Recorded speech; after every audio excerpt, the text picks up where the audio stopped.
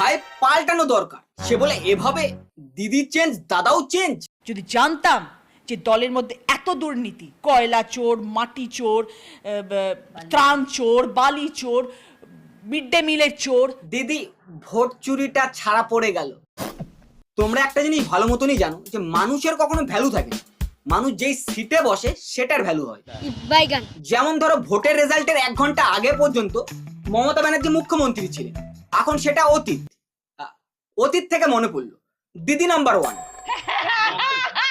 সবই দইয়ের কামাল গাইস। আমি সব থেকে আগে দই খাবে। তো ফেসবুকে একজন পোস্ট করেছে যে স্বস্তিকা নাকি রচনা, সেখানে এক ঢ্যামনা কমেন্টস করেছে সানি লিওনি নয়তো ড্যানি ড্যানিয়েলস, দুজনের মধ্যে একজন। তো ব্যাপারটা হচ্ছে এরা দুজনকে ভাই, এদের তো আমি আবার চিনলাম। সো প্লিজ তোমরা যদি জেনে থাকো কমেন্টস দিও। দেখো ভাই একজনের কাজ চলে গেছে কিন্তু অডিয়েন্সের পোত পাকামি কমবে না ভাই, অডিয়েন্স তো অডিয়েন্স। আমাদের দিদি এইটুকু রাজ্য নিয়ে মাতোয়ারা হয়ে বসে আছে, পাগলের মতন ছোটাছুটি করছে, পা ভাঙছে, মাথা ভাঙছে, সবকিছু হয়ে যাচ্ছে। তারপরে পশ্চিম বাংলার জন্য লড়াই করছে আমাদের একটা ছোট্ট রাজ্যের জন্য। যদি জানতাম যে দলের মধ্যে এত দুর্নীতি, কয়লা চোর, মাটি চোর, জীবনের আরেক নাম জি বাংলা এমনি বলা হয় না। লাইফ ইজ আনপ্রেডিক্টেবল ভাই, কখন কি হয় কে জানে। সো রচনা ব্যানার্জি এভরিবডি, যাকে আমরা দিদি বলেও জানি, বাট এখন মাননীয় মুখ্যমন্ত্রী শুভেন্দু অধিকারীকে আমরা সাপোর্ট করছি। রচনা ব্যানার্জি যেভাবে 1 সেকেন্ডে রং চেঞ্জ করলো ভাই, আমার এক্স তো তাও 4 বছর যখন পকেটে টাকা আসছিল, দল ভালো ছিল, কাজও ভালো হচ্ছিল, যেই দেখলো আমার এক্স এর মতো জি বাংলাও তাকে ল্যাং মেরে দিল, তখন টিএমসি খারাপ, দিদিও খারাপ। মমতা বন্দ্যোপাধ্যায়ের মুখ ছিল বলে আমরা সবাই জিতেছি। মমতা বন্দ্যোপাধ্যায় ডেফিনেটলি মুখ, রচনা বন্দ্যোপাধ্যায় না থাকলে হুগলি জেলা আসতো। সালা এক দিদি আরেক দিদিকে অ্যালিগেশন দিচ্ছে। তো মানে তোমরাই বলো ভাই, একটা বয়স্ক মহিলাকে নিয়ে এসব বলার কোনো মানে হয় ভাই? ইনারও তো বয়স কম যায় না। সত্যি আমি জানতাম না এর মধ্যে এত নোংরামি লুকিয়েছিল দলটার মধ্যে। আমি তাহলে কিছুতেই আসতাম না রাজনীতিতে। দলের কোনো দোষ ছিল না দিদি, দল তো আগাগোড়াই এমন ছিল। দোষটা আপনার যে ঠিক সময় আপনার চশমার পাওয়ারটা লাগাননি। নমস্কার, আমি স্বস্তিকা।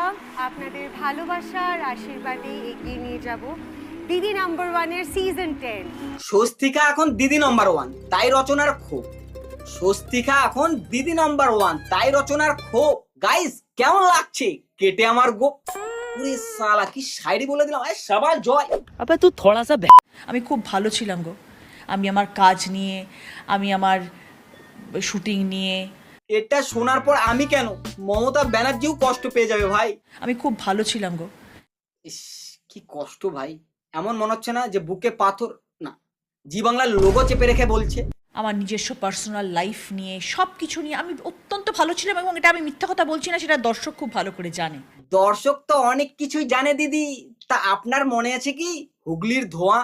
আমাদের হুগলির ধোঁয়া, যে ধোঁয়া আমি সবসময় যাতায়াতের সময় দেখি, এটা হচ্ছে সেই ধোঁয়া। এটা কিন্তু সিগারেট বিড়ি ধোঁয়া নয়, এটা হচ্ছে মেশিনের ধোঁয়া। ভাই সাব সার্কাস্টিক ওয়েতে বলে দিল তো, দেখো এটা বিড়ি সিগারেটের ধোঁয়া না, উন্নয়নের ধোঁয়া।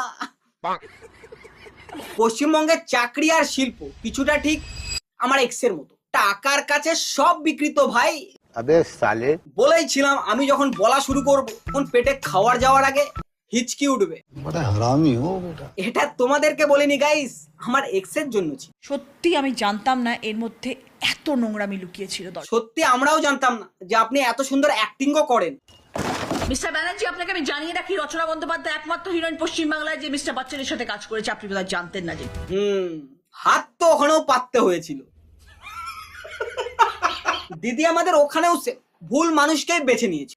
भाभी ये कौन है? इनसे तो हमें इंट्रोड्यूस नहीं कराया। ये कोई वीआईपी नहीं है जिनसे तुम्हारा इंट्रोडक्शन कराया जाए। किसी काम के लायक नहीं है ये, इसीलिए नौकर की तरह जी रहा है। রচনা বন্দ্যোপাধ্যায় একমাত্র হিরোইন পশ্চিমবাংলায় যে মিস্টার বচ্চনের সাথে কাজ করেছে। আপনি আরে क्या करूं मैं इसका क्या करूं? রচনার জায়গা আপনার দরকার ছিল, সেলিব্রিটি স্ট্যাটাসটা আপনার প্রয়োজন ছিল, তাই জন্য আপনি নিয়ে গেছেন। এবং রচনা বন্দ্যোপাধ্যায় বলে সেই সিটটা উনি পেয়েছেন।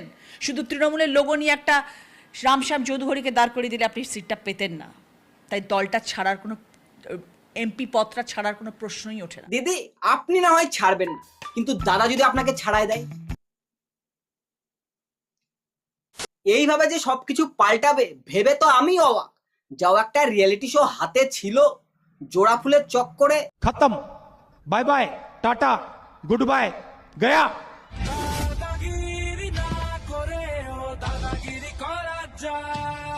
এসব দেখার পর আমি একটাই কথা বলবো যে বাংলা সিনেমার হিরো হিরোইন অ্যাক্টিং তো করছে, কিন্তু সেটা সিনেমায় না, পলিটিক্স।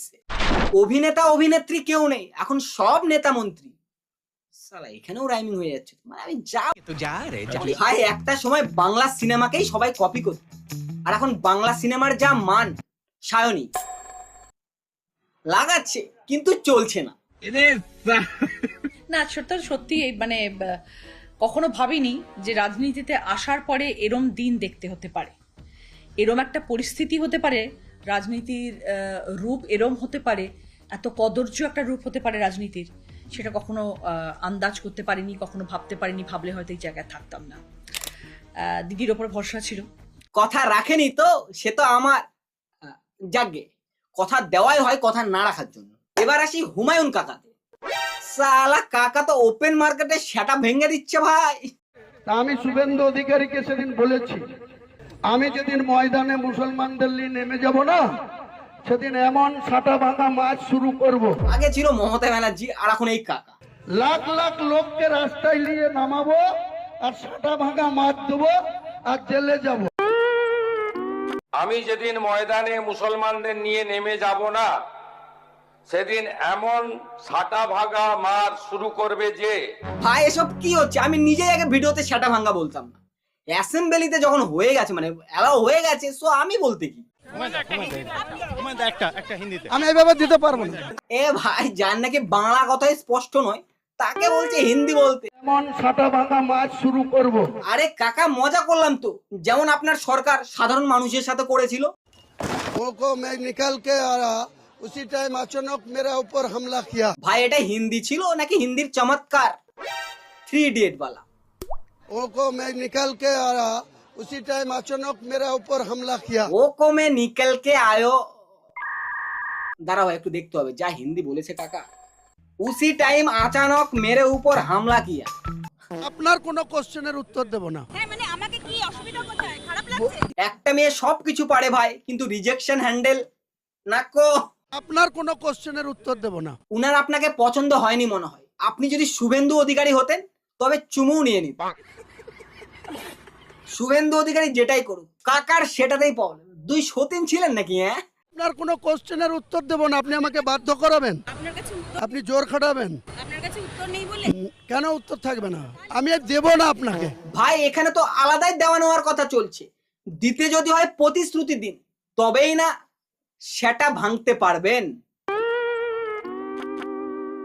আমার এটা বলা ভুল হয়েছে যে আমি মানছি যে আমি মুসলমানদের নিয়ে নামবো বলেছি। ভাই কাকারি মনে হয় ভেঙে গেছে সেটা। সো গাইস আজকের মতো ভিডিও এতটুকুই। ভিডিওর কোন পার্টটা ভালো লাগছে কমেন্টস অবশ্যই জানিও। আর এই রইল আমার চ্যানেল, প্লিজ সাবস্ক্রাইব। গালি দিতে যদি হয়, খিস্তি মারতে যদি হয়, সাবস্ক্রাইব করে গালি খিস্তি মারো কমেন্টসে, তবে ভাই ভালো লাগবে শুনতে। বুঝতে পারছো ভাই, একটা খিস্তি শুনবো সেখানে ভাই আমারও তো কিছু প্রফিট থাকতে লাগবে না। Piece out, subscribe please.